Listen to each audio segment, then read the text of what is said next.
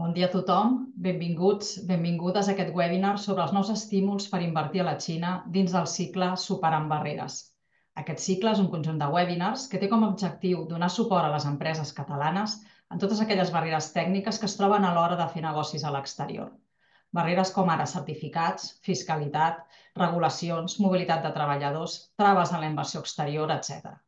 Avui tractarem aquestes últimes barreres, les de la implantació a l'exterior, però centrades en la inversió a la Xina. Parlarem dels aspectes legals, culturals, idiomàtics, de costums, etc. I el més important, de com afrontar i superar tot plegat. I per què ens centrem en la Xina?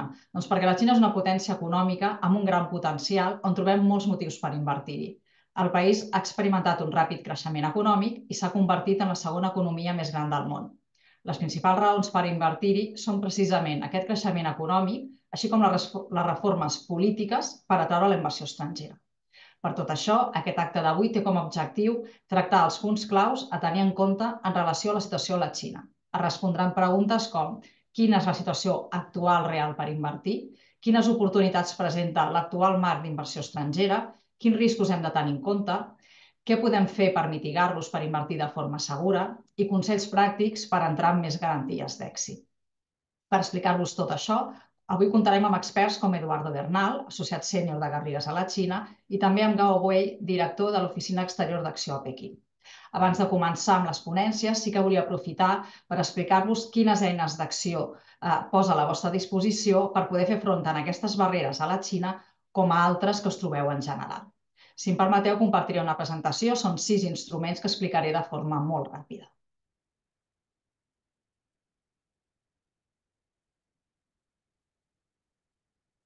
Perfecte, doncs començaré explicant l'Oficina Tècnica de Barreres a la Internacionalització. Aquesta oficina es crea l'any 2018 per fer front al creixent proteccionisme mundial. Primer pel futurisme Brexit, que el 2018 encara no era un fet, i després pel creixent proteccionisme mundial que estem patint degut a aquests canvis geopolítics, aquests conflictes bèl·lics que s'estan produint entre els països. El principal instrument de suport per a les empreses que importeu, exporteu o creeu inversions a l'exterior és la finestreta Trade o el Trade Desk, que en diem nosaltres. Aquesta finestreta única el que fa és que cada vegada que vosaltres trobeu una barrera o un problema a l'hora d'exportar, importar o crear una implantació a l'exterior, podeu enviar un correu electrònic mitjançant un formulari i en màxim 48 hores un consultor sènior us contactarà per donar-vos resposta. Contem amb la informació i el coneixement especialitzat d'aquest equip sènior de consultors, així com també el suport inestimable de les 40 oficines exteriors d'acció a qualsevol part del món. A banda, comptem amb uns experts externs especialitzats en temes com fiscalitat o logística. Exemples que podien ser per saber què puc preguntar en aquesta oficina. Doncs haig d'importar una matèria prima mèdica, no sé si necessito un certificat sanitari, vull vendre a Alemanya i no sé si haig de complir la normativa LUCID, com em registro, què haig de fer.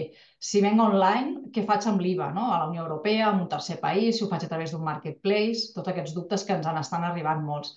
Temes de desplaçament de treballadors. Haig d'enviar un treballador 3 dies a Turquia. Cal visat per ser 3 dies? Haig d'avisar la Seguretat Social? Doncs són típiques preguntes que podeu enviar.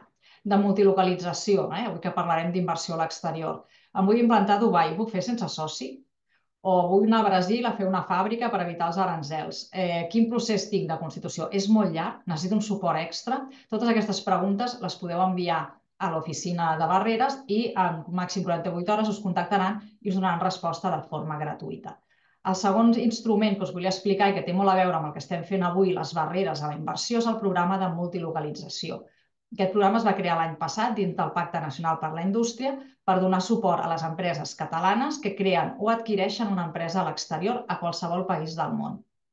Consta d'una subvenció, una orientació financera internacional gratuïta, les consultes de barreres, evidentment, i el suport de les oficines i jornades tècniques. Us explico primer el tema de l'ajut a la multilocalització. L'any passat es va treure la primera convocatòria d'ajut. Aquí us he posat les condicions del 2023, que era per a empreses que creessin o adquirissin una implantació a l'exterior, empreses catalanes, que havien de complir uns determinats requisits. Es finançava el 50% de les partides de personal, lloguer, assessors externs i auditors de la implantació a fora, amb un màxim de 30.000 euros. I cobraven una bestreta del 60% sense garantia quan tenien la resolució de l'ajut. Repeteixo, aquesta és la convocatòria del 2023. A la convocatòria del 2024 us avanço que està previst que surti, si no canvia res, a finals de maig, i la idea que tenim és poder millorar aquestes condicions en quant a import. El segon instrument són les consultes d'orientació financera internacional. Òbviament, ni amb 30 ni amb 60.000 euros finançareu una inversió a fora, però a l'oficina de Barreres podeu demanar l'orientació financera i un consultor mirarà el vostre cas i us orientarà sobre quins instruments públics, privats, bancaris o alternatius a la banca, així com altres ajuts estatals, us poden encaixar en aquesta inversió. I us enviarà un lliurable, un informe amb tota aquesta informació. Si a més voleu, us podem posar en contacte amb els proveïdors que vosaltres decidiu i també us podem informar sobre els mitjans de pagament més utilitzats en el país destí on us implanteu. L'últim instrument que us explicaré dintre del programa de multilocalització són, evidentment, les consultes TREC, les consultes de l'oficina de Barreres, que aquí en rebem moltíssimes, quina societat puc fer, quin tip capital mínim, amb soci, sense soci, tot això ho podeu preguntar. I si necessiteu ja un acompanyament més in situ, de dir, necessito que a Pequín m'ajudin a fer-me la implantació, a buscar-me la ubicació, a fer els tràmits, aquí ja podeu contactar, us posem en contacte amb l'oficina d'acció corresponent. Tots els serveis que us he explicat fins ara són gratuïts. El de les oficines exteriors d'acompanyament tenen un cost, malgrat hi ha una part ja subvencionada que l'empresari no pagaria. Tercer instrument de l'oficina tècnica de Barreres, les jornades tècniques com les d'avui. Està perfecte que ens envieu les consultes, que per això estem, però també està bé que quan hi hagin canvis molt importants puguem fer una sessió perquè vosaltres com a empresa us pugueu ja formar i capacitar d'aquest tema. Per això fem aquestes sessions d'informació, com avui el de la Xina, amb els canvis legals que ara ens explicaran. L'actualitat, el dia 4, farem un sobre transport internacional per explicar com fer front al tema del Mar Roig, a la propera sequera sembla del Canal de Panamà, etc. Aquí us he posat la llista dels propers, que alguns ja tenen les inscripcions obertes. Quart instrument, el sistema d'alertes internacionals que tenim activat precisament també per avisar-vos dels canvis d'aquest proteccionisme que va sorgint. Aquí el que fem és que cada vegada que detectem un fet positiu o negatiu que us pot afectar a la vostra importació, exportació o multilocalització, activem una alerta, fem un informe i el pengem al web d'acció. Per exemple, una guerra a Ucraïna, un trencament del tractat d'amistat entre Espanya i Algèria, un canvi en la llei contra residus de França, que moltes empreses van estar sancionades, canvis en el tema del Brexit, canvis de dates, o recentment un canvi positiu, que també n'hi ha, que Argentina ha liberalitzat una mica o ha facilitat el tema de les llicències de la importació i ara serà més fàcil vendre des de la Unió Europea a Argentina. Tot això està penjat al web d'acció, al Banc del Coneixement. El cinquè instrument és la guia de l'exportador. Està destinat tant a empreses noves que comencen com també les que porten molt de temps. És un full de ruta amb 13 capítols de lliure descàrrega on s'explica tot el procés exportador, els punts clau que les empreses no heu d'oblidar mai. A vegades m'he trobat casos de dir he fet una implantació a tal lloc i ara no puc repatriar dividends. Aquí va haver una part, o dividends o beneficis, va haver una part de fiscalitat que no es va tenir en compte. Aquí, en aquesta guia, expliquem tots els punts importants. Ho fem de manera molt gràfica, molt orientada a les noves generacions que els agrada llegir poc i molta visualitat. Aquí el que fem és, us he portat una captura de pantalla, d'un parell, de com podeu trobar, què podeu trobar en aquesta guia de l'exportador. Tot molt gràfic, molt sintetitzat amb enllaços en punts claus. Per últim, però no menys important, el Catalonia Trade Portal. Aquesta és una plataforma gratuïta per a totes les empreses catalanes, principalment en idioma català i anglès, que el que fa és aglutinar 800 fonts d'informació internacionals sobre més de 190 països, vull dir gairebé tots, i podeu trobar informació de tot tipus, el típic que més demanen els export managers. Podeu buscar llistat de possibles clients, de possibles proveïdors, temes de normes d'etiquetatge, codis de classificació, aranzels, càlculs de costos estimats, etc. I el meu consell és que us registreu i que remeneu. És molt friendly, però de totes maneres que sapigueu que també el dia 25 d'abril farem una sessió pràctica online per la gent que vulgui veure com funciona aquesta plataforma. A més, comentar-vos que per ser clients d'acció, és a dir, per haver assistit a aquest webinar o haver tingut projectes o haver demanat subvencions d'acció, teniu accés a 4 serveis Premium, que són aquests que us indico. Aquests serveis sí que s'han de demanar per correu i és una resposta personalitzada al vostre cas concret. I triga una setmana i es fa en anglès, perquè l'equip que prepararà aquesta informació és internacional. A partir d'aquí, res més. Aquí us deixo les dades de contacte. A la presentació aprofito per dir que es penjaran al web d'Acció, tant aquesta com la dels ponents, es penjarà al web d'Acció la propera setmana, vull dir que tindreu accés a la informació perquè us la pugueu mirar amb més calma. També recordar-vos que a la part de baix, en el Q&A, podeu anar apuntant les preguntes que tingueu durant la sessió. Al final de les dues presentacions el que farem és fer un torn de preguntes, les anirem llegint i els ponents les aniran explicant. Si veiem que hi ha moltes preguntes, doncs el que faríem és prendre nota i les contestaríem la setmana que ve via email de forma individual. I després recordar-vos que, tal com estava indicat al web, els dos ponents d'avui estan ubicats a la Xina i les seves presentacions seran en idioma castellà. ¿De Y ahora ya res més, ya sin más dilaciones, ahora ya paso a los ponentes a los que habéis venido a escuchar. Concretamente empezaremos por Eduardo Bernal, él es asociado senior en Garrigues en China y nos va a hablar de toda la parte legal, estos cambios que ha habido que generan una oportunidad pues, para invertir en China. Adelante, Eduardo, gracias por venir. Gracias, Sandra. Bueno, en primer lugar, agradecerte a ti, Sandra, y a todo el equipo de Axio, pues la organización de este evento y darnos la oportunidad pues, de explicar, ¿no?, el actual marco de inversión y las oportunidades que ello genera. Voy a compartir la presentación. Vale, creo que ya está en pantalla. Entonces, bueno, como decía, ¿no?, yo os voy a acompañar en los próximos minutos para daros una orientación del actual marco de inversión en China y las oportunidades que se generan para empresas catalanas que quieran invertir en China. No solo vamos a revisar el actual marco de inversión extranjera, sino que queremos ilustrar de dónde venimos, ¿no? Para poder hacer un poco esa comparativa, ver de dónde veníamos, dónde estamos y con esa imagen completa ser capaces de, bueno, pues identificar las áreas que se han estado abriendo y las nuevas oportunidades que, que los cambios legislativos recientes nos brindan y nos ofrecen.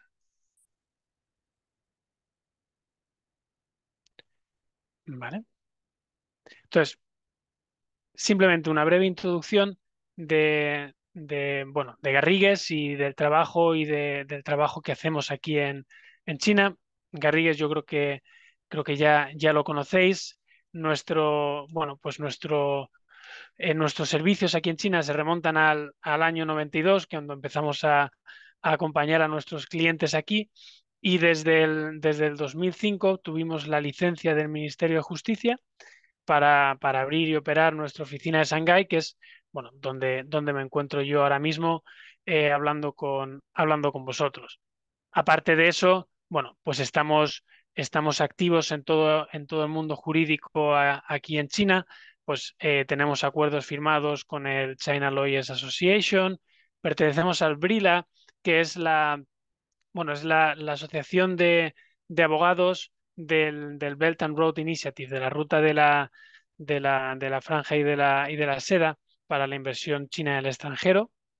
Y bueno, pues también somos árbitros de distintas cámaras de arbitraje aquí en China, ¿no? Pero bueno, lo principal que queríamos trasladar es, oye, eh, ¿por qué está Eduardo aquí hablando hoy con nosotros, explicándonos estas distintas oportunidades, ¿no? Bueno, porque desde Garrigues entendemos, ¿no?, que aparte de teniendo en cuenta los servicios que prestamos, que es pues tanto empresas extranjeras que quieran invertir en China, empresas extranjeras que ya están presentes en China, operaciones especiales que pueda haber y luego también, evidentemente, empresa china que quiere invertir en el extranjero. Nosotros, desde el despacho, eh, trabajamos todas las prácticas, ¿no? Pensar en Garrigues en China puede ser pues como pensar en Garrigues en la oficina que tenemos en Barcelona, desde mercantil, laboral, fiscal, protección de datos, y eso lo aplicamos en todas las industrias, pues desde el sector químico, industrial, farmacéutico, entretenimiento, inmobiliario. Y eso nos permite nos permite tener una visión de conjunto de cuál es el marco de inversión en China. Entre otros, por ejemplo, empresas catalanas con las que trabajamos y hemos trabajado, pues tenemos esta MediaPro, esta Pronovias, Biosystems, Infun, Puig. Y esto, como digo, nos permite o creemos que nos permite tener una, una idea clara de, bueno, del marco jurídico para la inversión extranjera en China en distintos sectores y en todas las industrias. Teniendo eso en mente, pues recientemente hemos identificado que es posible que haya un gap, que haya una diferencia entre la imagen que percibimos aquí y la imagen que puede llegar, por ejemplo, a nuestros clientes en Cataluña o en el extranjero. Aquí hemos resaltado algunos ejemplos de, bueno, pues recortes de prensa acerca de la inversión extranjera en China.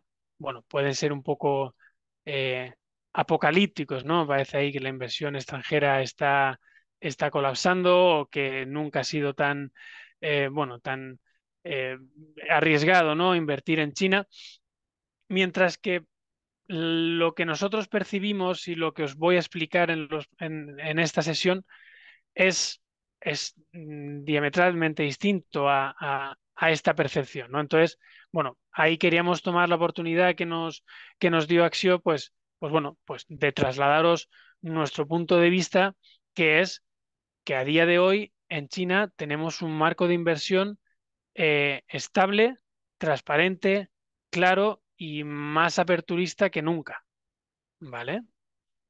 Aquí tenemos una serie de estadísticas. Tampoco me quiero detener porque sé que Gao va a entrar en detalle posteriormente, pero como digo, pasamos de, bueno, pues una presencia en medios occidentales un poco catastrofista, por llamarlo de alguna manera, a, pues bueno, una situación que nosotros vemos aquí y que se refleja en distintas cámaras de comercio y organismos públicos, pues bueno, de altos ratios de satisfacción con el mercado chino, pues ahí hablamos hay un 80%, un 90%, cerca de un 60% entiende que China es uno de los tres grandes mercados o destinos de inversión. Entonces, bueno, pues vamos a entrar a analizar un poco qué sensación tenemos nosotros, cuál es el actual marco jurídico y las oportunidades que presenta, que nosotros entendemos que son muchas.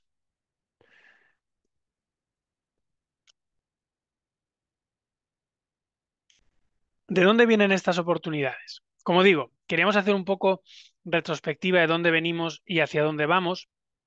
Nosotros hemos identificado que las oportunidades actuales vienen de cambios normativos recientes. Estamos hablando, pues, desde el año 2021 hasta el día de hoy, ¿no?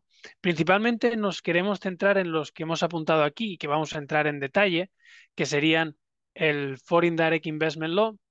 Los amendments al Company Law los hemos incluido porque son muy recientes, están publicados a principios de este año 24, entrarán en vigor en julio, aunque, bueno, no,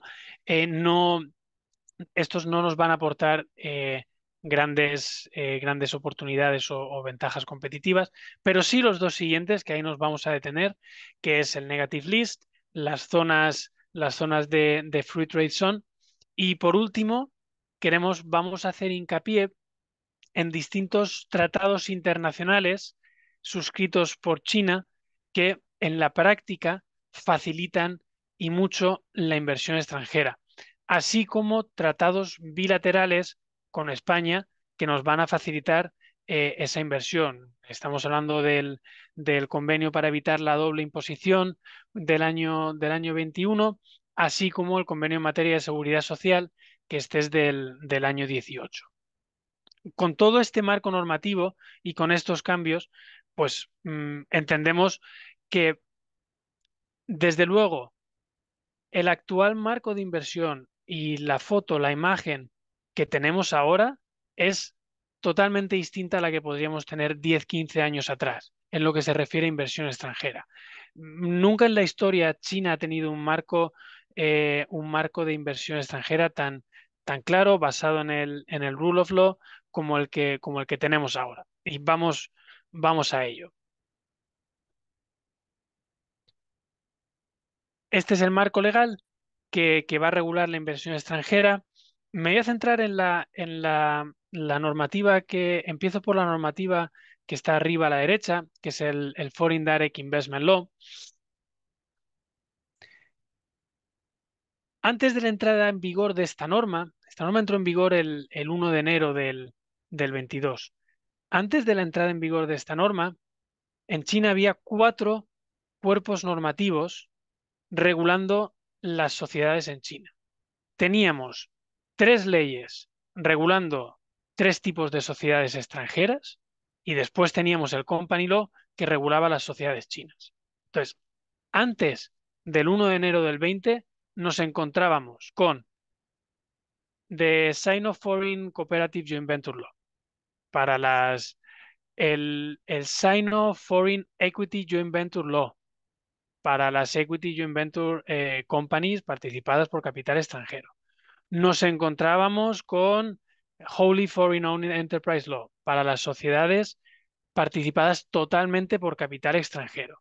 Y después nos encontrábamos con el Company Law, la sociedad, pues un equivalente a nuestra ley de sociedades de capital que regulaba las sociedades participadas por capital extranjero. Esta norma, a partir del 20, deroga todo lo anterior. Y ahora todas las sociedades se van a regir por el Company Law. ¿Qué quiere decir esto? Todos vamos a pasar a tener un trato nacional. Nuestra sociedad en China va a ser una sociedad china, que se va a regir por la misma norma que se regían antes las sociedades chinas. Esto, desde luego, es un cambio fundamental. Esta norma pasó un poco de puntillas por las fechas en las que entró en vigor, ¿no? Sí que es cierto que era una norma desde luego se vino trabajando y con distintos borradores, pues desde el año 2017 aproximadamente. Eh, Al final, todo ello pues se fraguó en ese cuerpo normativo que entró en vigor el 1 de enero del 20. Evidentemente, por las fechas, COVID, etcétera, pues es algo que quizá pasó algo desapercibido, pero que, bueno, pues ahora ya que por suerte esos tiempos han quedado un poco atrás y vuelve toda la actividad, pues bueno, está desde luego más en boga que nunca, ¿no? Y, y desde luego es algo fundamental, ¿no? El ser capaz de unificar todo el marco de inversión extranjera y equipararlo y ofrecer un trato de empresa nacional. ¿Vale? Y ahora vamos a entrar a ver un poco el detalle, pero si de toda esta sesión tuviera que pediros que os quedarais con un mensaje, ese mensaje sería el que nuestra sociedad en China va a tener un trato nacional, igual que una sociedad participada 100% por un socio chino. ¿Vale? Luego entraremos a ver las posibles limitaciones que puede tener la inversión extranjera. Pero una vez que tenemos nuestra sociedad constituida, nos vamos a regir todos por la misma normativa.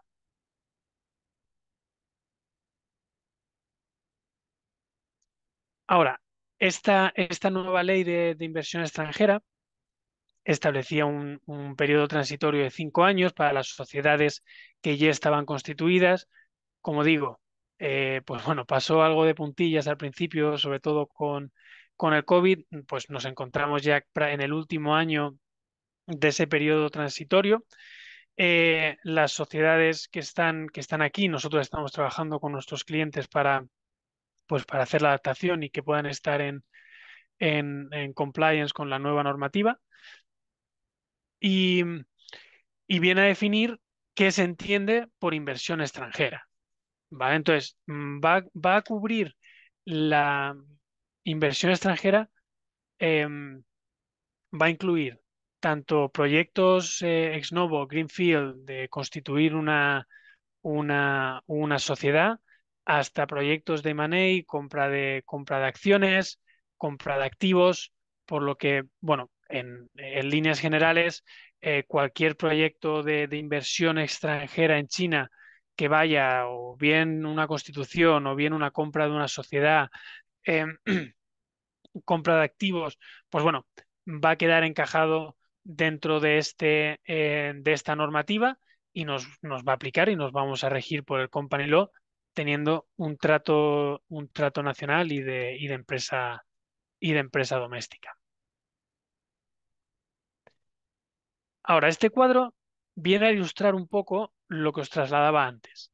De las tres distintas normas que regían la inversión extranjera, tanto de las sociedades joint venture como de las GUFI, que las GUFI, pues bueno, las antiguas GUFI eran las sociedades plenamente participadas por capital extranjero, pues bueno, la figura más estándar era la filial pues de una sociedad catalana que se constituye aquí 100% participada por la matriz en España.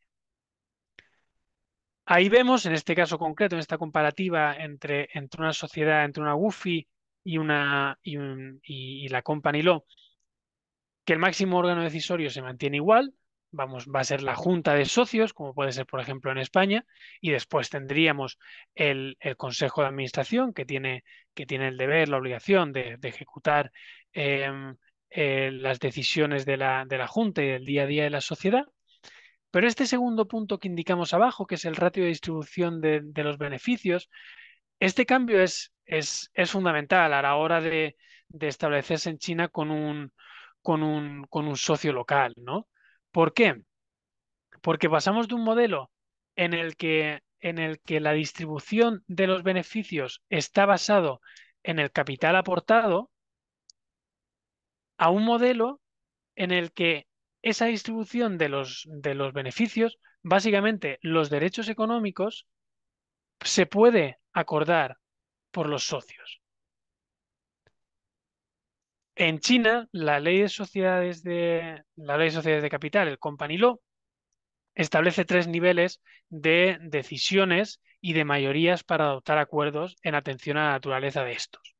Vamos a tener acuerdos que se adoptan por mayoría simple, acuerdos que se adoptan por mayoría cualificada de 2/3 y acuerdos que se adoptan por unanimidad. Con este cambio, y ahora me estoy refiriendo a sociedades participadas con un socio local chino, con este cambio, estando acogidos a la ley al Company Law, esto lo que nos va a permitir es que los derechos económicos y los derechos políticos no tengan que ir de la mano. De esta manera, nosotros vamos a poder tener un 51% en nuestra sociedad, por ejemplo, pero acordando con nuestro socio que vamos a tener 2/3 de los derechos políticos, lo que nos va a permitir tener un control mayor sobre esta sociedad, sobre nuestra sociedad participada. Entonces, de nuevo, volviendo aquí a los aspectos destacados, bueno, pues el principal sería, bueno, que con la entrada en vigor del Foreign Direct Investment Law y el estar sujetos al Company Law, nos va a permitir, en caso de que tengamos un proyecto conjunto con un socio en China, nos va a permitir, pues bueno, poder tener ese juego, esa negociación entre derechos económicos y derechos políticos que antes tenían que ir de la mano.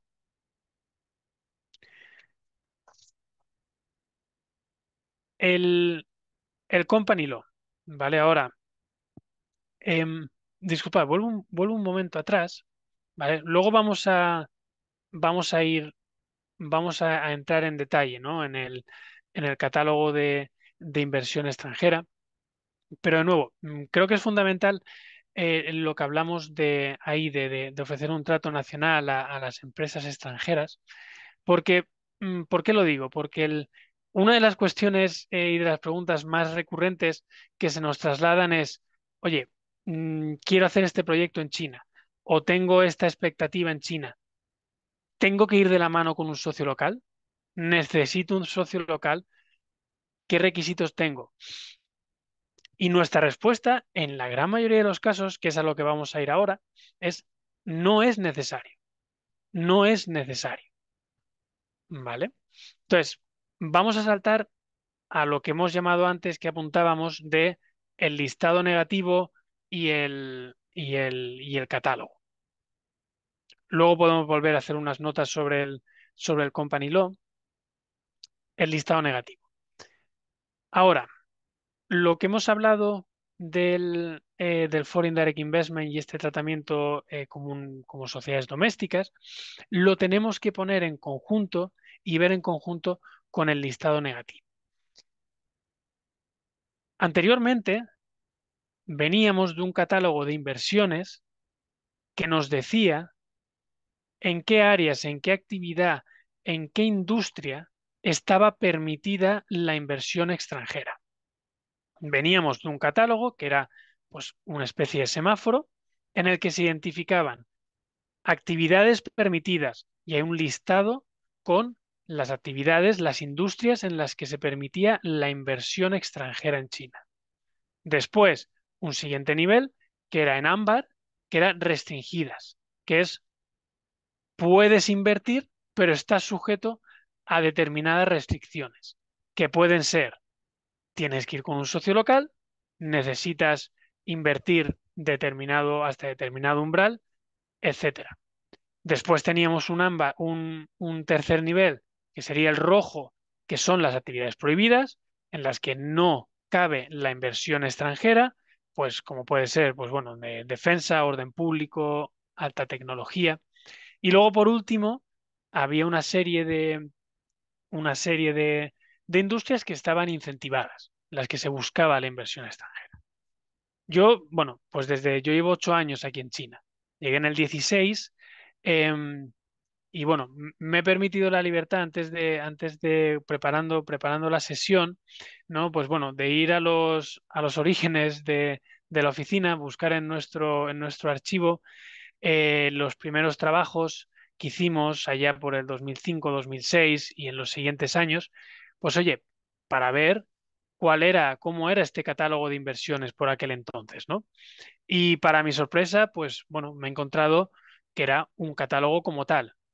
Era un libro en el que había pues distintas páginas con todo el listado de actividades que pueden estar permitidas, prohibidas, incentivadas, etcétera, etcétera, etcétera, etcétera.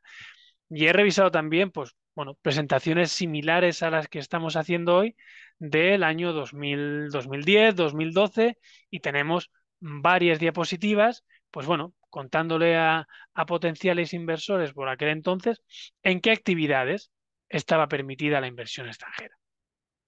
Eso es de donde venimos, el catálogo de inversiones. ¿Cuál es la situación actual? La situación actual es completamente distinta.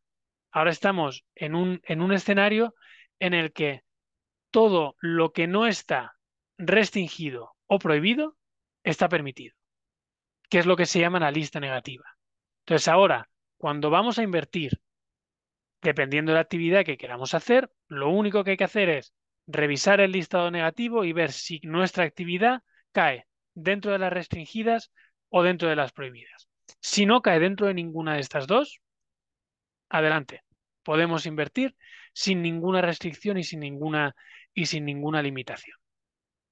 Ahora, mm, igual, y lo vamos a ver, en años anteriores siempre trasladábamos en este tipo de sesiones las actividades que se iban liberalizando dentro de esas restringidas y dentro de esas prohibidas. Hasta que llegamos a un punto en el que dijimos, "Oye, si es que al final las que han quedado restringidas y prohibidas son muy limitadas y las vamos a ver ahora.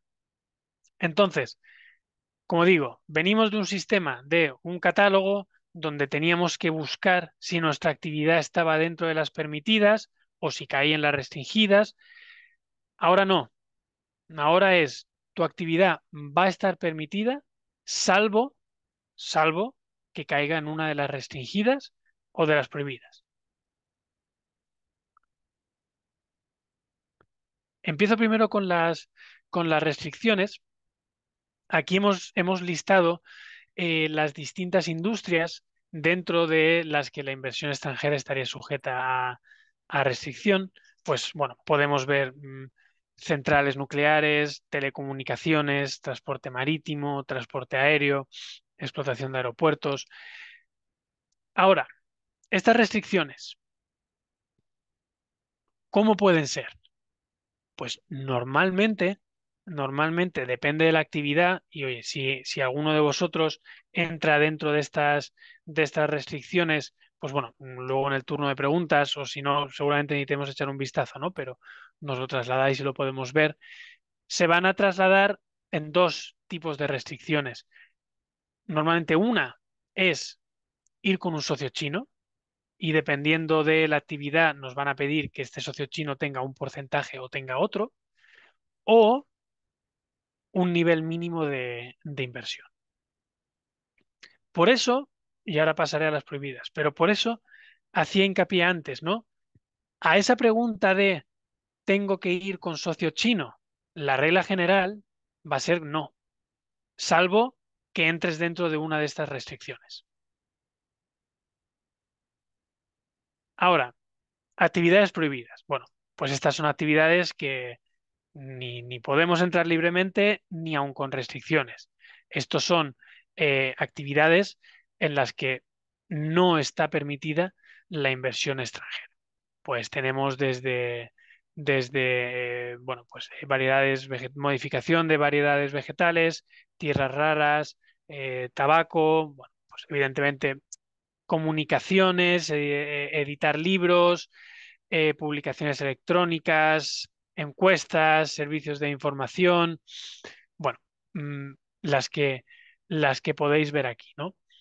Y, y para que esto no sea solo, bueno, pues yo os agradezco mucho la confianza depositada, evidentemente, y que confiéis en todo lo que os estamos trasladando, pero hemos preparado unas diapositivas con una serie de ejemplos de actividades que estaban restringidas o incluso prohibidas y que en los últimos años se han ido liberalizando. Y cuando digo los últimos años, esto lo hemos preparado, no nos hemos ido atrás al 2005, 2010, como os contaba antes, ¿no? Sino que, sino que esto lo hemos hecho tomando como ejemplo el 2019, ¿no? Entonces, bueno, pues aquí podéis ver desde la agricultura y el cultivo de semillas, que en el 2019 estaba bueno, Control by the Chinese Party, bueno, vamos a decir que estaba prácticamente unas restricciones muy elevadas, asimiladas prácticamente a la prohibición. Y en el catálogo del año 2020 se empieza a liberalizar. Ahora, por ejemplo, tenemos el trigo en el que, oye, pues podemos entrar dando un porcentaje, dando una participación o yendo de la mano de, de un socio chino. Es muy relevante el punto segundo, por ejemplo, en el sector del automóvil y en la manufactura de ciertos tipos de automóvil, pasamos de un modelo en el que necesitábamos ir con un socio chino y de ahí vienen pues las históricas joint venture del sector de la automoción a estar en un modelo ahora en el que no hay restricción. No tenemos que ir, no hay que ir con un socio chino. En el tercer punto que mencionamos ahí, que es la fabricación de partes para pues bueno, pues de infraestructura en telecomunicaciones, pasa de ser una actividad prohibida a no estar en el catálogo. Pues no hay que decir que sea una actividad permitida, ¿no? Simplemente deja de estar dentro de ese listado negativo y al no caer en el listado negativo se nos va a permitir hacerla. Bueno, y aquí tenemos otra serie de ejemplos que en cualquier caso, bueno, yo creo, Sandra, que van a compartir la presentación, así que los podréis ver. Pero bueno, es trasladar la idea que os comentábamos desde el principio, que el actual marco de inversión extranjera en China, primero, es más claro, más transparente que nunca. Segundo, nos ofrece un trato nacional que no lo ha hecho nunca. lo tenemos ahí, que entró en vigor en el 2020, nos equiparan a las sociedades extranjeras, que es una demanda histórica, ¿no? De los inversores extranjeros en China. Pero es que luego, por último, nos vamos a las áreas en las que estamos restringidos y, oye, como digo, no tenemos que irnos al arcaico del 2005 2010 que os comentaba de modo anecdótico, pero incluso en los últimos años, ¿no? Ya podemos ir viendo un poco cuál es cuál es la tendencia, ¿no? Una mención también nada más para las Free Trade Zone, ¿vale? Que son zonas de desarrollo que se crearon, se empezaron a crear en el 2013 para, pues bueno, para probar distintas medidas que en caso de que funcionen, después se trasladan a nivel nacional. Se empezó en el 2013 en Shanghái, bueno, y a día de hoy hay 21 Free Trade Zone en toda China, que estas Free Trade Zone pueden ser interesantes eh, a la hora o teniendo en cuenta, primero, que tienen un listado negativo separado y más laxo todavía si cabe. O sea que me refiero, si, como hablábamos en la diapositiva anterior de las actividades restringidas, si nuestra actividad cae dentro de alguna de las actividades restringidas o incluso dentro de las actividades prohibidas, podemos considerar, oye, vamos a ver en el Free Trade Zone si, pues bueno, a lo mejor tenemos alguna facilidad adicional o tenemos alguna restricción menos. Tienen un catálogo separado que es incluso más laxo que perdón, tienen un listado negativo que es incluso más corto que el que hemos visto que aplica a nivel nacional. Más luego, aparte, bueno, pueden tener un trato, una fiscalidad preferente. Aparte de, bueno, lo que hablamos, lo que os apuntamos aquí, de, pues bueno, de algunas, se pueden eliminar algunas barreras a nivel de trade o de gestión con el gobierno. Como digo, las Free Trade Zone tienen un listado negativo específico. Aquí tenemos algunos ejemplos. El punto primero, ¿no? Que era realizar publicaciones, medicina china, servicios de la información, em, em, market survey. Bueno, pues son una serie de actividades que antes hemos visto que que estaban restringidas o incluso prohibidas y que ahora nos va a permitir, al menos en estas Free Trade Zone, nos va a permitir ir un paso más allá y las podemos hacer. Ahora, antes de saltar a los tratados internacionales y los bilaterales, vale, pues con lo que os hemos contado un poco, pues claro, yo imagino que puede surgir la pregunta de, vale, Eduardo, estupendo, y ahora qué hago? ¿Qué hacemos, no? Vale, pues oye, a la hora de implementarse en China, con esta nueva, con esta nueva Foreign Direct Investment Law, pues evidentemente el vehículo más interesante para establecernos en China es una Limited Liability Company, que es lo más parecido que podemos tener a una sociedad limitada o a una sociedad anónima. Existen todavía las famosas oficinas de representación. Ahora, las oficinas de representación es un modelo que está de alguna manera en decadencia, por decirlo de alguna manera. Antes, cuando no teníamos todas estas ventajas que hemos comentado, cuando éramos una sociedad que se regía por una normativa distinta, que estábamos sujetos al catálogo, que el proceso de constitución de esas GUFIs anteriores al 2020 era bastante más complicado y lento, en ese marco pues bueno, tuvieron su momento las oficinas de representación, ¿no? Que, bueno, pues es un ente que no tiene personalidad jurídica, que su actividad está muy limitada a la prospección de mercado, que no se pueden transformar el día de mañana en una sociedad de responsabilidad limitada. Entonces, bueno, en ese momento, pues nosotros evidentemente también lo hicimos, ¿no? Ayudamos a clientes a constituir estas oficinas de representación. Tenía o podía tener sentido según las necesidades del inversor. Pero a día de hoy, con el modelo con el marco jurídico que hemos comentado, con los cambios a través de los tratados internacionales que vamos a comentar ahora, un proceso de constitución de las sociedades mucho más rápido. La verdad es que, bueno, a nosotros nos cuesta ver en qué escenario una oficina de representación puede ser más interesante para un inversor extranjero que una Limited Liability Company. Dicho esto, saltamos a la segunda parte, que es los tratados internacionales y los tratados bilaterales que hacen que China sea un mercado atractivo para esa inversión extranjera.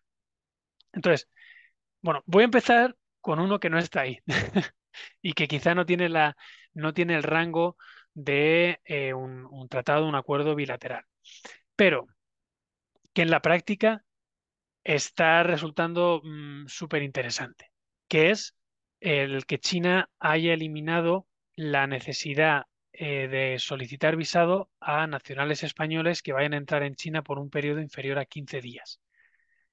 Antes, bueno, pues cualquier entrada en China debía ir acompañada de un visado. A raíz de este nuevo acuerdo, de esta nueva decisión de China, nacionales españoles pueden entrar en China por un periodo máximo de 15 días sin tener un visado. Esto evidentemente en la práctica es extremadamente útil. Nosotros lo estamos viendo con nuestros clientes, que antes, pues bueno, había que planificar el viaje con antelación y solicitar los visados, etcétera. Ahora se ha ganado en una inmediatez eh, prácticamente absoluta. Y, y esto, desde luego, nosotros entendemos que de cara al inversor que quiera entrar en China, oye, pues da una tranquilidad de saber que, bueno, pues cualquier problema o cualquier, llamémoslo incendio, ¿no? que haya en tu sociedad en China, pues bueno, siempre puedes directamente montarte en el avión y venir para acá. Y esto es interesante también, como digo, ponerlo un poco todo en contexto, ¿no? No os quiero aburrir ahora, ¿no? Con las limitaciones que hubo en China a nivel de COVID, que estoy seguro que ya las habéis oído. En resumen, pues bueno, aquí en China las fronteras estuvieron cerradas durante bastante tiempo, pero en el diciembre del 22 se levantan las restricciones y 10 meses más tarde ya no necesitas ni visado. O sea, pasamos de estar de un modelo, de un tiempo en el que las fronteras de China estaban prácticamente cerradas, había que entrar con cuarentenas, etcétera, al levantar esas restricciones y aparte levantar la necesidad de visados. Esto, pues bueno, se ha estado interpretando también eh, en la línea de lo que comentábamos antes, ¿no? Oye, de la necesidad o del interés que tiene China en facilitar la inversión extranjera, porque evidentemente el no necesitar visados en un plazo de 15 días está destinado a facilitar ese comercio. Ahora, el tercero de los puntos, y hablando de cuestiones prácticas quizá del día a día, convenio de la Haya de la Postilla. China, a partir de noviembre del 23, China es parte del convenio de la Haya de la Postilla. ¿Qué quiere decir eso? Bueno, pues los que hayáis trabajado con China, pues bueno, sabréis que antes de noviembre del 23, cualquier documento oficial emitido en el extranjero, para que fuera válido en China, había que hacer toda una cadena de legalizaciones, elevación a público y legalizaciones. Un trámite que se podía ir en el mejor de los casos a las 3 semanas o a las 4 semanas. Por lo que ahí perdíamos toda la inmediatez, más luego, evidentemente, si había algún problema en China, pues volver a empezar de nuevo otras 3 o 4 semanas. Desde que China es parte del convenio de La Haya y la Apostilla, pues bueno, como cualquier otro estado miembro del convenio, para probar la validez de un documento extranjero nos vale simple y exclusivamente con la apostilla, un trámite que en 24 o 48 horas está hecho.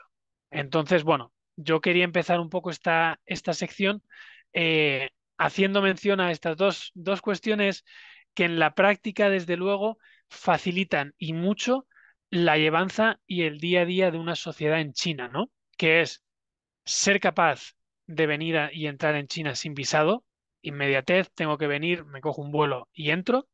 Y segundo, que para el día a día de la sociedad, si tengo que probar o acreditar cualquier cuestión de mi inversor extranjero, pues bueno, antes teníamos todo el proceso de la elevación a público y la legalización, ahora una simple apostilla y podemos seguir. También, evidentemente, muy importante, aunque el convenio para evitar la doble imposición entre China y España. No voy a entrar en todo el detalle porque evidentemente esto, es material para una sesión solo del convenio, pero dos pinceladas simplemente para que os suene y lo tengáis en mente. Este convenio nos equipara a otros países de la zona euro que ya tenían un convenio actualizado con China, ¿vale? Y lo segundo es, bueno, entendemos que la principal razón de estar considerando invertir en China es evidentemente generar beneficios. Bueno, puede haber otras razones, visibilidad o razones comerciales, pero bueno, una de las principales razones es que nuestra futura sociedad en China pues esté bien y genere beneficios, ¿no? Pues con este nuevo convenio en vigor desde mayo del 21, una de las principales cuestiones es que el reparto de dividendos antes estaba sujeto a un withholding tax en China del 10%.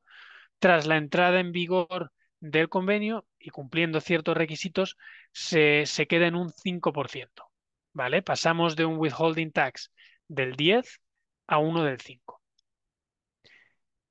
Y ahora, para completar esta sección relativa a tratados internacionales y bilaterales, centrándonos en lo segundo, bilaterales, convenio en materia de seguridad social entre China y España. De nuevo, tenemos una sociedad en China que que va a tener trato nacional, que si no estamos dentro de actividades restringidas o prohibidas, vamos adelante, que no necesitamos visados, que no necesitamos legalizaciones, que luego aparte, si tenemos beneficios, nos los podemos llevar con un withholding tax que antes era el 10, ahora es del 5. Oye, ¿qué ocurre? Si yo tengo que mandar a alguien a China, pues bueno, para que me genere esos beneficios, ¿no? Y para que me lleve la sociedad. Vale, pues aquí se genera una situación que es los trabajadores extranjeros estamos obligados a cotizar por la seguridad social china. Entonces se daba una situación muy recurrente que es la situación de, oye, yo estoy desplazado temporalmente a China para un proyecto, pero yo aparte quiero mantener mis cotizaciones en España. Entonces, nos encontrábamos un escenario de doble cotización. Tengo que cotizar en China porque me lo pide la norma china, mientras que por otro lado cotizo en España porque quiero mantener mis prestaciones. Desde la entrada en vigor de este convenio, lo que nos va a permitir es para desplazamientos temporales, de hasta un máximo de 6 años, nos va a permitir una deducción del 80% de las cotizaciones a la seguridad social en China. Entonces, trabajadores que estén cubiertos por el convenio, antes estábamos en el escenario de cotización 100% en España y cotización 100% en China. Si nos acogemos al convenio, vamos a tener que cotizar todo en España, pero en China tendremos que cotizar solo el 20%, lo que supone un ahorro del 80%. Nos van a aproximadamente. Nos vamos a quitar, no vamos a cotizar en China ni por jubilación ni por desempleo, porque con bastante acierto el convenio lo que dice es, oye, si es un desplazamiento temporal y por eso te estás acogiendo al convenio, pues oye, tiene sentido que cotices por accidente laboral, porque puedes tener un accidente y tendrás que utilizar mi servicio de seguridad social, pero oye, jubilación y desempleo, pues si eres un desplazado temporal, se supone que lo vas a disfrutar en el de origen. Entonces, tenía dos bloques más preparados, ¿vale? Pero bueno, por un poco por viendo el tiempo que me queda, voy a centrarme un poco en, o dar al menos unas, unas pinceladas en materia de protección de datos. Y yo me imagino, pues bueno, que la pregunta puede ser, oye, ¿qué tiene que ver un poco, ¿no? Pues protección de datos con el marco de inversión extranjera. Mm, Nosotros entendemos que sí que está relacionado y es un ejemplo más de cómo el marco normativo en China ha ido evolucionando, ha ido madurando y se asemeja cada vez más a un marco normativo como el que podemos tener en jurisdicciones occidentales. Sin ir más lejos, aquí podemos ver que el desarrollo legislativo en materia de protección de datos, tanto de carácter personal como de carácter no personal, es relativamente nuevo. Veníamos entendedme por favor, del lejano oeste, donde no teníamos ninguna regulación hasta el 2017. Pero es que esto ha evolucionado de una manera exponencial, porque en el 21 se aprueba el Data Security Law que regula el procesamiento de datos de cualquier tipo, personales o no personales. Y después, y es en lo que me voy a centrar un poco, en el Personal Information Protection Law, ¿vale? Que nos va a regular el tratamiento de datos de carácter personal. Esto sería el equivalente a nuestro Reglamento Europeo de Protección de Datos. ¿Y por qué lo traemos aquí? Bueno, de nuevo, lo traemos por compartir un mensaje con vosotros de os estamos trasladando el marco de inversión extranjero, pues bueno, lo aperturista que se está volviendo, pero hay que tener en cuenta una cuestión, que es, oye, es un marco legislativo que está evolucionando maduro. Ahora bien, esto también trae consigo el que vamos a tener que estar más encima que nunca en nuestras obligaciones en materia de compliance, ¿vale? Eh, ¿Por qué lo digo? Porque, bueno, este Personal Information Protection Law está basado en el Reglamento Europeo de Protección de Datos, que si ya nos puede parecer que es estricto, el Personal Information Protection Law va incluso más allá, ¿vale?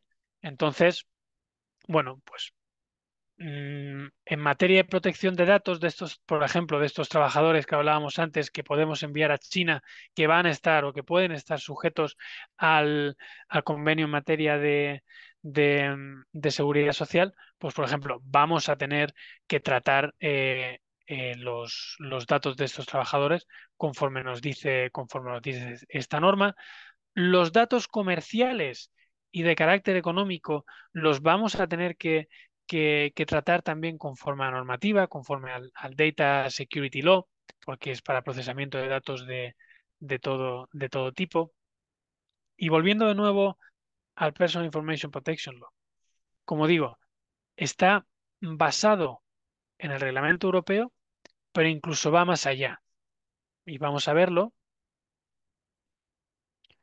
Se basa en los mismos principios, principio de legalidad, legitimidad, finalidad, legítima, transparencia, etcétera, etcétera. Pero ahora, mm, en ciertos puntos va más allá. Y es que no está dentro de los principios el de interés legítimo. por ejemplo, que es el más utilizado para el procesamiento de datos de los empleados. Entonces, vamos a tener que, en el caso específico de nuestros empleados, pues, bueno, tener un acuerdo específico con ellos que cumpla ciertos requisitos. Y el ejemplo más palmario de que va incluso más allá que nuestro reglamento europeo es a nivel de responsabilidades. ¿Qué es lo que quería vincular cuando hablaba de que hay que estar en compliance?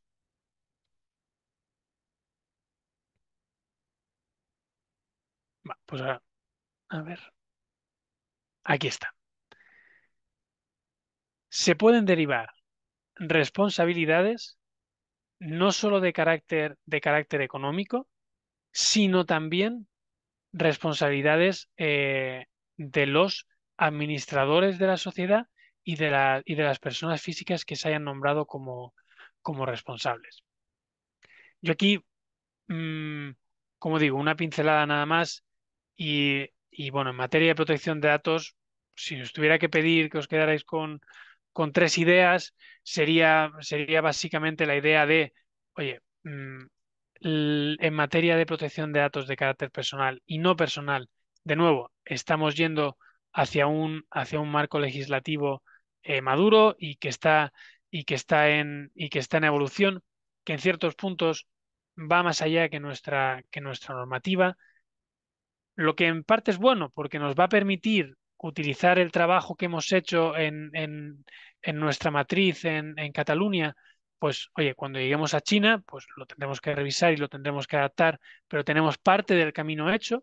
Pero ahora bien, compliance, ¿vale? Porque la administración china, en concreto, en materia de protección de datos y de datos tanto de carácter personal como de carácter no personal, está muy activa y bueno, pues nosotros, por ejemplo, hace un par de semanas recibimos una llamada de un cliente en España que, bueno, le había contactado su filial en China y le estaban diciendo que la ciberpolicía había ido a hacer una inspección a sus oficinas, en este caso en Shanghái, para saber, bueno, pues si se habían adaptado a la nueva normativa. Digo lo de ciberpolicía porque es la traducción literal, ¿no? Y es lo que en este caso nos trasladó nuestro cliente, es el Cyber Security Police, ¿no? Pero claro, al final pues lo vimos con nuestro cliente y se solucionó, pero claro, ese momento de te llama la filial en China y te dice que hay tres ciberpolicías en la oficina inspeccionando los servidores, pues bueno, evidentemente es un motivo de preocupación. Pero bueno, como digo, era simplemente unas pinceladas a nivel de protección de datos para que os suene y que tengamos en mente todos que, oye, una vez que estemos presentes en China con todas esas facilidades que hemos ido viendo, pues bueno, una vez que hemos hecho todo el camino de estar aquí, pues hay que hacer un punto extra de estar también en compliance en materia de protección de datos. Y por mi parte estaría todo. Muy bien, muchas gracias, Eduardo. Realmente vemos que ha habido bastantes cambios, bastante positivos para la inversión extranjera, ¿no? Como pues equiparar el trato a los extranjeros a las sociedades nacionales, ¿no? Más facilidades en las free trade zones. También nos ha sorprendido el tema de las rep office. ¿Hay alguna pregunta al respecto? Y destacar también el tema de los visados y otras facilidades como los convenios de doble imposición o el tema de la seguridad social, que són temes realment muy interessantes. Com comentàvem, aquestes presentacions les penjarem al web d'Acció la propera setmana, amb la qual cosa doncs, ja les podreu anar mirant amb calma. Y ahora paso ya la palabra a Gao Wei, que es el director de la Oficina de Acción en Pekín, que nos va a dar pues, unos apuntes quizás más prácticos, ¿no? para best practices para poder entrar en China con buen pie y para tener el máximo de garantías posibles de éxito. Adelante, Gao. Muy buenos días a todos. Gracias, Altra. Gracias, Eduardo. Voy a compartir la pantalla. Un momento.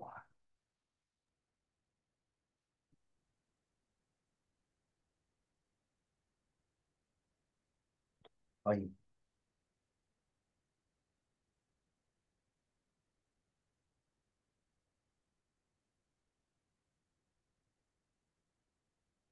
¿Se ve bien? Sí, se ve bien, no está en pantalla completa. Ahora sí, adelante. Vale. Muy buenos días, buenas tardes a todos. Eh, yo he dado muchas vueltas pensando en poner un título bonito a mi presentación.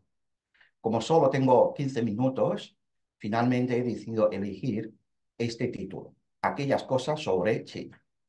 Con este título creo que voy a tener más libertades de hacer de aquellos temas que me parecen más interesantes. Como recordamos, China estuvo aislado del resto del mundo durante 3 años por el COVID. Entonces, la primera duda que tenemos es, ¿cómo es China por ahora? El gobierno chino ha dado la respuesta. En 2023, el PIB de China creció en un 5,2%, un resultado bastante bueno a simple vista. Ahora la pregunta es, ¿cómo es posible que la economía china consiga recuperarse en solo un año? Yo he hablado con empresarios, con economistas e incluso con funcionarios. Y la respuesta común que me han dado es, no nos engañemos. ¿Por qué? Porque China está enfrentando bastantes desafíos y algunos de ellos son imprecedentes. Aquí vemos en una tabla de los desafíos más relevantes. Tomamos el ejemplo del comercio exterior. En 2023, el crecimiento del comercio exterior de China es un 0,2%. O sea, está prácticamente estancado. ¿Cuál es la consecuencia de esta realidad? En China existen unos 600.000 empresas de exportación regular. Y entre los 600.000 empresas, 500.000 son empresas privadas. Además, como ya sabemos, China tiene una capacidad productiva que es muy superior para satisfacer la demanda doméstica del mercado nacional. Quiero decir, pues de alguna forma China ha de buscar una salida en el resto del mundo. La foto que vemos aquí es una historia real. Un señor mayor de edad culminó el maratón fumando. Para mí, esta foto tiene un sentido simbólico. China ha tenido problemas de salud, pero no ha parado de avanzar. Me llama mucho la atención un estudio que hizo la consultoría McKinsey hace 2 años. Según este estudio, aunque el PIB de China crece en un 2% de cara a 2030, el valor añadido equivale al PIB total de la India de 2021. Y si crece en un 5%, el valor añadido del PIB chino equivale a la suma de los PIBs de India, Indonesia y Japón. Para mí, la Biblia, para conocer la realidad de las empresas implantadas en China, es la encuesta anual que hace la Cámara de Comercio de Alemania en China.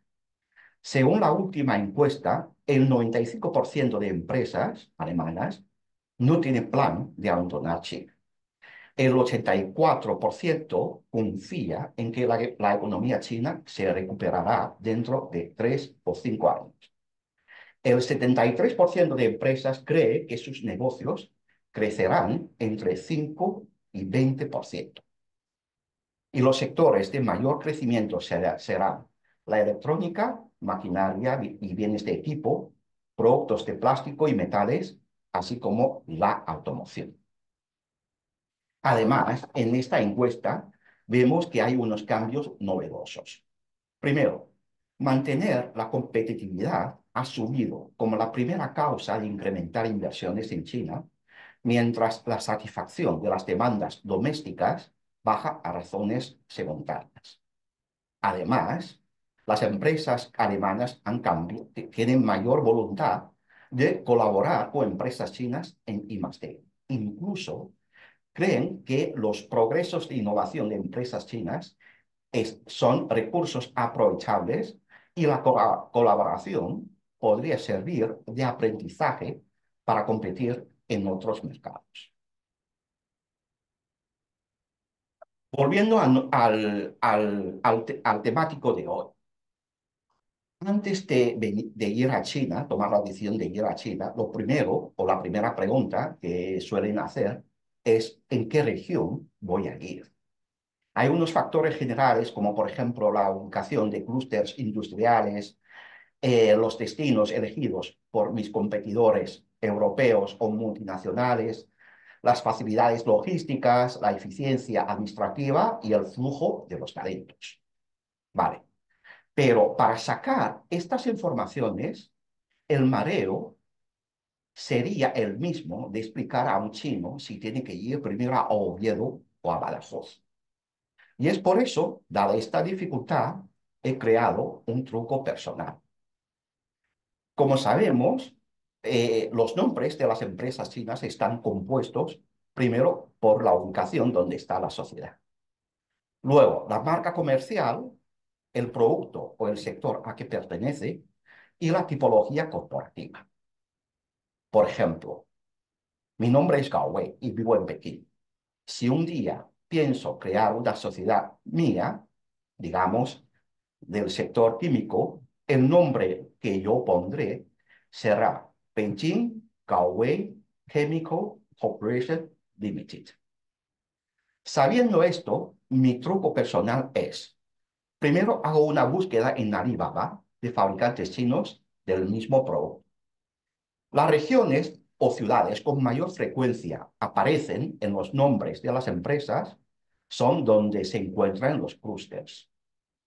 Y para estar aún más seguro, hago una simulación de compra contactando con algunos fabricantes elegidos.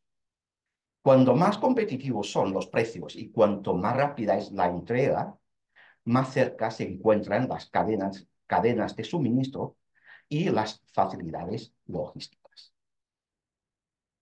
Ahora que ya tenemos alguna idea de a dónde tenemos que ir, el segundo paso es obtener las aprobaciones de las autoridades.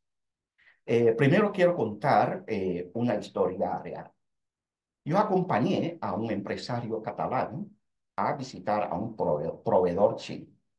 Después de la reunión en su oficina, le propusimos visitar la fábrica. Llegando a la fábrica, el proveedor chino estrechó la mano al director de la planta. Entonces yo le dije al empresario catalán, este proveedor es un puro intermediario, porque la fábrica no es suya. ¿Y cómo lo sabes?, me preguntó el empresario catalán.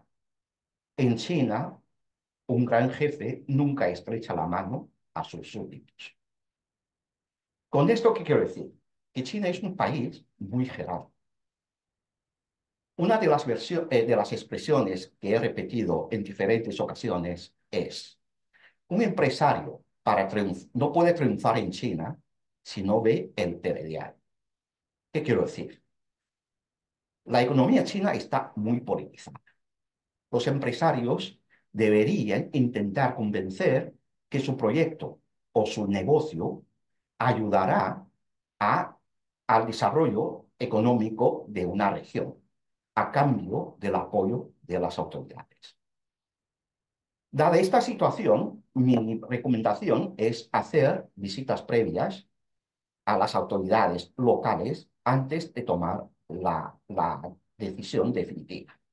Y además, recomiendo ir preparados a estas visitas, como por ejemplo, aprender un par de palabras chino, conocer el ecosistema industrial de una región, e incluso en las regiones mencionar como referencia empresas del mismo sector ya conocidas en China. También otro consejo sería exagerar con límite y sin engañar tus éxitos en otros mercados porque ayuda a llamar mayor atención. Una de las equivocaciones que solemos cometer es que siempre miramos a los grandes jefes. Sin embargo, en China los grandes jefes son nombrados a dedo y cambian destinos constantemente. Por tanto, mi consejo es dar mayor atención a los funcionarios que hacen apuntes en las reuniones. Normalmente son funcionarios de nivel medio, pero serán tus interlocutores diarios e incluso te servirán de lubricantes para conectar con diversos departamentos. Una vez con la sociedad constituida, mi recomendación es mantener las relaciones interactivas con las autoridades. Y para ello es necesario asignar un encargado especial de relaciones públicas. Y si este encargado es gente local, mejor para obtener la confianza de los funcionarios.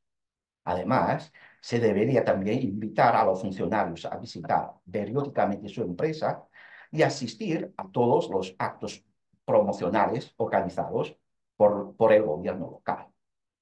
Y como último consejo, yo recomendaría que sean socios de asociaciones sectoriales o cámaras de comercio.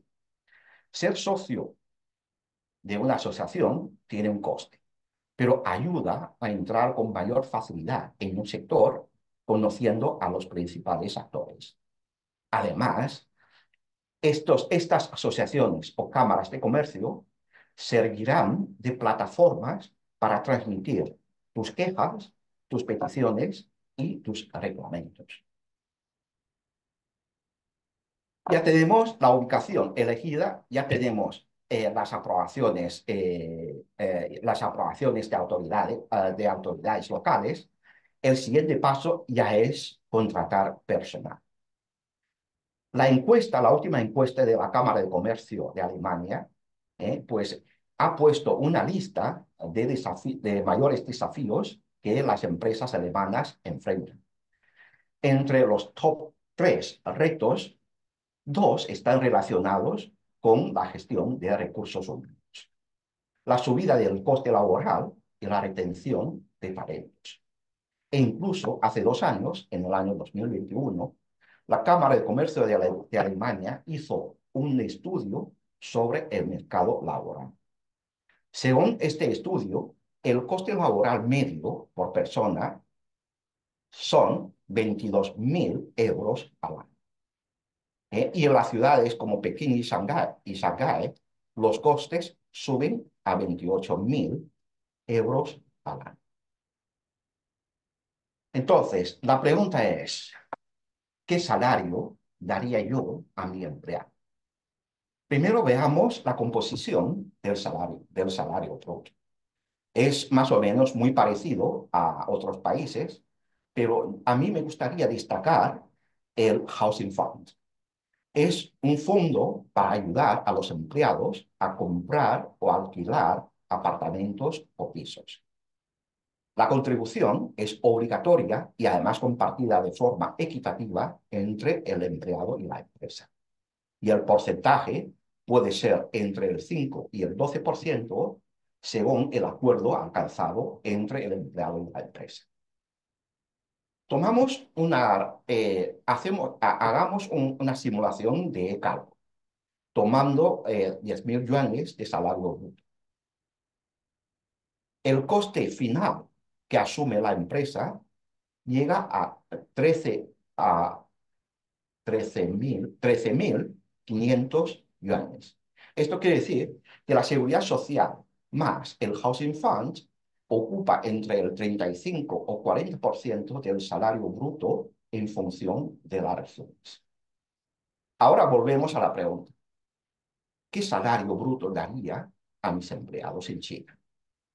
Yo viajo mucho por China y a cada ciudad que voy pregunto por el precio por metro cuadrado para comprar un piso o un apartamento. ¿Por qué? Para mí, los promotores inmobiliarios son los mejores para conocer el real poder adquisitivo de una ciudad. Antes hace años, cuando no hay la burbuja inmobiliaria, ¿eh? Este precio por metro cuadrado era un salario bastante atractivo para garantizar, en cierto modo, la fidelidad del empleado. Ahora, pues el precio inmobiliario se ha doblado o se ha triplicado. La fórmula sería el precio por metro cuadrado dividido por 3 o por 3,5 en las grandes ciudades o dividido por 2 en ciudades medianas y pequeñas.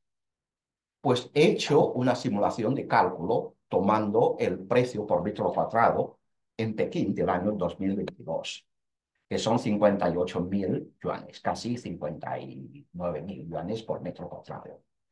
Dividido por 3 o por 3,5, vemos que el saldo es muy parecido al estudio que hizo la Cámara de Comercio de Alemania en China. Otra pregunta que me suelen hacer es, ¿cómo puedo garantizar la fidelidad de mis empleados? Sinceramente, yo no tengo solución.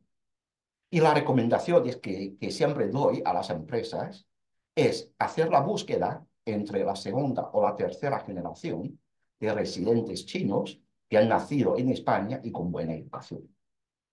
Colaborar con las universidades españolas donde hay estudiantes chinos en cursos de máster. ¿Por qué? Porque son personas que dominan los idiomas, entienden las dos culturas y tienen un cariño especial a España y, por tanto, a empresas españolas. Por último, y acabo ya, me gustaría también hablar un poco de una realidad o una discusión que está bastante de moda. ¿Eh? Esta discusión es sobre la deschinicización o China más uno. El mes pasado, el embajador de los Estados Unidos en China tuvo una entrevista con CBS News. Entre diferentes comentarios, hay tres que me llaman mucha atención. Primero, el embajador dice, la relación con China es la más importante, la más competitiva y la más peligrosa. Sin embargo, cortar los lazos económicos establecidos durante décadas no es la opción, sino 750.000 familias de los Estados Unidos no tendrán la Z sobre su mesa. No sé de dónde sale esta cifra. Me gustaría dar mi opinión personal. Primero, los países desarrollados llevan casi 30 años haciendo la deslocalización industrial y China es el país más beneficiado de esta práctica. Ahora, si empezamos a hablar la reindustrialización, no se hace en una noche. Además, el China más uno, para mí, tiene más sentido de plan B. Quiero decir, las empresas chinas también siguen esta práctica en búsqueda de costes más bajos, el saldo de las barreras comerciales y la protección ante forcejeos geopolíticos. Y además, esta práctica de las empresas chinas de salir o de aplicar la fórmula China más uno tiene el consentimiento tácito del gobierno chino. ¿Vale? Y también otra cosa es que la creciente capacidad productiva en países vecinos aumenta en cierto modo la exportación china, como está pasando en Vietnam, porque gran parte de los componentes electrónicos se importa desde China. Y por último, gracias a la entrada de China en RCEP, China culmina el objetivo de tener libre comercio con Japón y Corea, e incluso con la Unión Europea vía Vietnam, porque entre Vietnam y la Unión Europea hay este acuerdo de libre comercio. Bueno, esto es todo. Muchas gracias. Muchas gracias, Gao. Realmente consejos muy interesantes. muy prácticos, ¿no? Para poder pues, implantarse en China. Sí que ha habido pues, algunas preguntas, tanto para el primer ponente como para el segundo. Si os parece, empezamos el turno de preguntas. Os las voy leyendo. Empezamos por la primera. Dice, si entramos con una Rep Office y parece que nos va bien, ¿recomendarías cerrarla y abrir una filial nueva? Creo que esta es para Eduardo. Ok, sí. Vale. A ver, no, me río porque es una pregunta muy recurrente, ¿no? Y nosotros cuando hablamos de la oficina de representación, como digo, sobre todo a día de hoy, lo vemos un poco como antes, bueno, quiero entrar en China como cuando entras en la piscina, ¿no? Que entras, me mojo hasta las rodillas, pero no del todo, ¿no? Porque al final una oficina de representación tiene una actividad que está limitada, ¿no? Está limitada a prospección de mercado, no vamos a poder contratar directamente personal local, que lo tenemos que hacer a través de una agencia de contratación temporal. Es un centro de costes, no vamos a poder realizar operaciones comerciales. Entonces, mm, a día de hoy, las ventajas de una oficina de representación son muy limitadas. Como digo, antes podía tener su sentido cuando era más ágil constituir una oficina de representación que una Limited Liability Company. Pero a día de hoy es que va a ser más rápido constituir seguramente una Limited Liability Company que una oficina de representación. Y a mayores, y entrando a la pregunta, ¿no? Oye, imaginemos que tengo una oficina de representación o que, por lo que sea, constituye una oficina de representación, nos va estupendamente, pensamos que China es nuestro mercado, que ojalá y que sea así. Oye, ¿qué hacemos? Claro, la ley no nos permite hacer una transformación de convertir nuestra oficina de representación en una Limited Liability Company. Tenemos dos opciones. Una, liquidamos nuestra oficina de representación y constituimos una Limited Liability Company. Aquí, lo que os decía, constituir una sociedad o incluso una oficina de representación es relativamente ágil. Liquidar una nos va a llevar tiempo. En nuestra Ujú, experiencia, una liquidación puede llevar pues unos 6, 9 meses. La otra opción es mantenemos las dos. Pero claro, manteniendo las dos, duplicamos o bien costes o costes y administración.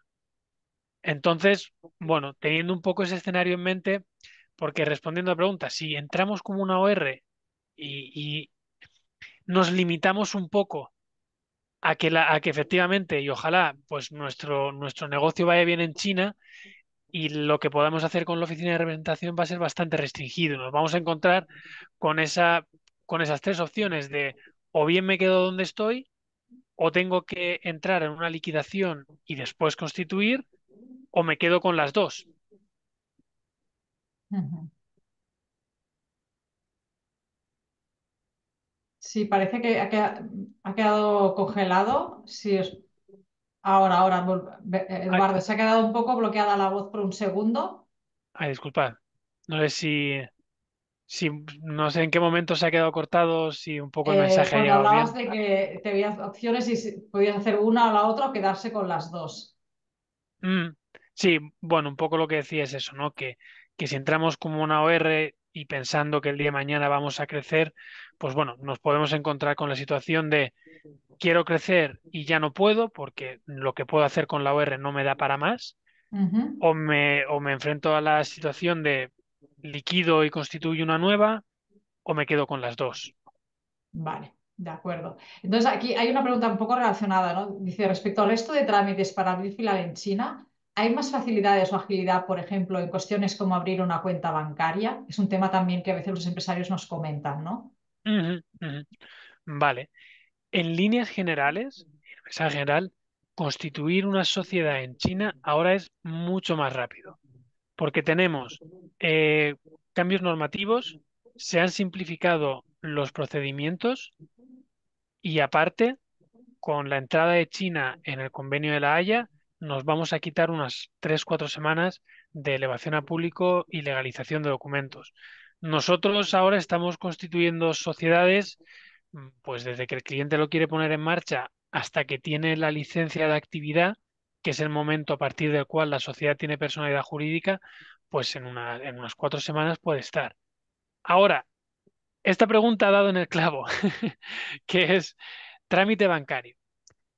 Trámite bancario, una vez que tenemos esta licencia de actividad, hay que hacer pues bueno, una serie de procedimientos posteriores, como es el registro en la Seguridad Social, el registro en el Housing Fund, que ha explicado Gao perfectamente qué es el Housing Fund. Ujú. Tenemos que hacer el registro fiscal y el registro en el banco. El registro en el banco, pues bueno, es quizá el que pueda llevar algo más de tiempo. Es cierto que en tiempos del COVID, con las restricciones de movilidad que había, sobre todo a los extranjeros o con el cierre de fronteras, se abrió se abrieron alternativas porque bueno, el banco va a exigir o va a solicitar identificar al representante legal de la sociedad, ¿no? Entonces, bueno, pues si este representante es extranjero, antes nos pedían que estuviera físicamente, ahora, pues como digo, ¿no? Con las medidas del COVID y la limitación de movimiento, pues se ha estandarizado un poco el poder salvar ese requisito con copias notarizadas del pasaporte o con videoconferencias. Pero aun con eso, el trámite bancario es un poco, pues bueno, nos puede llevar unas 2, 3 semanas, ¿no? Porque, de nuevo, esto podría dar para un monográfico que es las Ujú. cuentas bancarias que tiene que tener una sociedad en China, ¿no? Porque al final tenemos que tener 3 o 4 cuentas bancarias. Pero, en líneas generales, trámite de constitución, desde luego, es mucho más ágil y mucho más rápido que antes. En unas 3, 4 semanas se puede tener la licencia de actividad. Y, y cuentas bancarias, pues bueno, ya vamos a tener nuestra sociedad constituida, pero ahí, pues bueno, se nos pueden ir unas semanitas. Bueno, para tenerlo en cuenta, pues ya está bien saberlo, ¿no? Luego Cristina nos pregunta, Eduardo, entonces, ante una contradicción entre la ley general y la Free Trade Zone respecto a una Ujú, actividad restringida, nos ujú. podemos acoger a lo que establece la Free Trade Zone si en este caso está permitida. ¿Resulta sencillo y o se debe justificar de alguna forma que nos estamos rigiendo por lo que marca la Free Trade Zone? Mm, vale. Aquí las Free Trade Zone, que hemos dicho que tenemos 21, son zonas específicas designadas dentro de estas distintas ciudades. Por ejemplo, en Shanghái, pues está en un distrito especial. En Pekín, yo ahora mismo, a pesar de que vivía ahí, no recuerdo, Gao seguramente lo tiene más fresco, pero al final lo que va a determinar qué ley nos aplica y cuál no es nuestro domicilio social. Si nosotros hemos constituido nuestra sociedad en una Free Trade Zone, nos vamos a regir por la normativa y por el listado negativo de las Free Trade Zone. Si no lo estamos, tendremos que ir pues por el listado negativo general. Bárbara nos pregunta, ¿puedes explicar la restricción a inversión extranjera en alta tecnología? ¿Era una actividad restringida con la ley anterior, pero actualmente está permitida o continúa restringida? No ha quedado claro este punto. Hmm, vale. Ahí, bueno, yo entiendo que va dirigida a mí. En alta tecnología, claro, es que va a depender de la actividad específica y de la industria en la que estemos, ¿no? Yo creo que ahí tendríamos que echarle un vistazo. Bueno, si te pueden poner a ti, Sandra, un poco cuál es la actividad en concreto, De nosotros acuerdo. lo podemos ver aquí con el equipo y dar una respuesta. Lo digo porque en concreto, por ejemplo, en alta tecnología, podemos ir tanto de estar incentivados, tanto de incluso poder optar a beneficios fiscales, a poder estar en un objeto de estar restringidos, ¿no? Es, es una problemática, por ejemplo, bastante recurrente con pues maquinaria o tecnología que pueda tener un doble uso civil y militar. De ¿No? Que hay acuerdo. que aclarar exactamente en qué. Pues, por eso digo, si tenemos un poco Tener el detalle, más. encantados de poder darle ese detalle. De acuerdo. La siguiente creo que va dirigida a mí, que es, ya estan disponibles les bases de l'ayuda de multilocalització 2024. Bueno, comentar que s'estan preparant. La idea és que surtin a la segona quinzena de maig. Creiem que a finals d'abril ja tindrem les condicions definitives i podran informar-se almenys públicament, però si alguna empresa està interessada perquè s'està implantant a la Xina, el que pot fer és contactar amb l'oficina de barreres, al correu tradedesk@gencat.cat i prendrem nota del seu email i quan sapiguem les dates doncs l'avisarem perquè pugui mirar doncs, el Diari Oficial de la Generalitat i trobar les bases de l'ajut. Seguimos, creo que la próxima pregunta es para Gau. Nos pregunta Bernat, en relación al talento, tengo entendido que hay mucha volatilidad y los trabajadores cambian de trabajo a menudo. ¿Eso es cierto? ¿Es difícil retenerlo? ¿Algún consejo? Bueno, vamos a ver, vamos a ver. Es verdad, es verdad. Bueno, también tendríamos que clasificar, ¿no? ¿Qué tipo de empleado estamos hablando? Primero, pues hay otro tipo que son operadores normales. Eso sí, pues si la empresa que está al lado, pues le pagan 100 yuanes más al mes, pues se va, ¿vale? Pero yo creo que la pregunta no se dirige a este grupo de empleados, sino, digamos, a talentos. Es verdad por dos razones. La verdad, en este caso, o sea, la infidelidad no se debe a que no está satisfecho con el salario. ¿Eh? Hay dos razones básicas para mí, según entiendo yo. Primero, como os digo, que soy chino, pero los chinos son muy ambiciosos. Quiero decir, cuando aprenden de algo, quieren independizarse montando su propio negocio. No sé si me explico, ¿vale? Y además, gente cualificada que trabaja en una multinacional suele encontrarse con lo que llaman el techo de cristal. ¿Qué significa esto? Que ve todo lo que arriba, pero nunca llega porque está separada por este techo de cristal. Ahí vienen las empresas chinas. Porque luchan por los talentos, pagando el doble e incluso con bonos e incluso parte de las acciones de la sociedad. Si ahora vamos a visitar una empresa china de alta tecnología y hablamos con la directiva, vemos que muchos han trabajado o han tenido experiencia para trabajar con grandes multinacionales. Han decidido dejar su trabajo en estas grandes multinacionales porque tienen más posibilidad de desarrollo personal. De acuerdo. Ahora, ¿cómo garantizarlo? Como decía yo en la presentación, como decía yo no tengo solución que garantiza esto. Pero yo diría, el tener o dejar un margen o un espacio de desarrollo personal para el empleado, quizás sería necesario. De acuerdo. Hay una pregunta que nos han puesto muy relacionada. Dice, ¿hay algún sector que es más fácil encontrar trabajo cualificado? O sea, que si según qué sectores es más fácil encontrar personal cualificado que otros, algún sector, alguna asociación. Para mí en los sectores, o sea, vamos a ver, quizá no es sector, sino tipología de trabajo, ¿vale? Por ejemplo, si intentamos encontrar buenos ingenieros, yo diría que es más fácil. Yo diría porque hay más oferta en el mercado laboral. Pero si intentamos encontrar un buen comercial con experiencia, esto sí que es más complicado. Porque las universidades de China están muy enfocadas en, digamos, la ingeniería.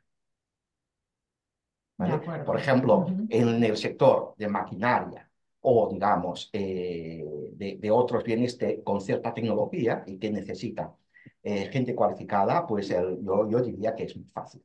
Pero el buen comercial con experiencia, esto es más difícil para mí. De acuerdo, pues queda claro. Muy bien, pues muchas gracias, Eduardo y Gao. Nos hemos quedado sin tiempo, de hecho nos hemos pasado un poquitín, pero bueno, queríamos aprovechar que estáis aquí para hacer preguntas. Vamos ya a hacer el cierre, si os parece. Com deia, no disposem de més temps. Comentar-vos alguns temes que crec que són importants recordar. El vídeo i les presentacions es penjaran al web d'Acció la propera setmana, al mateix lloc on us vareu inscriure.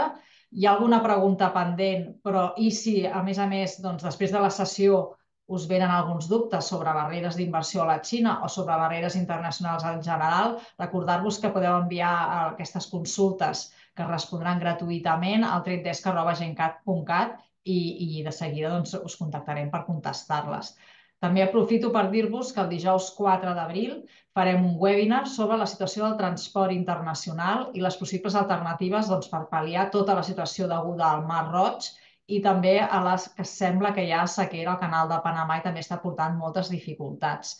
I el 25 d'abril farem un webinar per explicar el Catalunya Trade Portal amb un cas pràctic perquè veieu doncs, com funciona aquesta plataforma gratuïta. Res més. Gràcies a tots els assistents per ser aquí.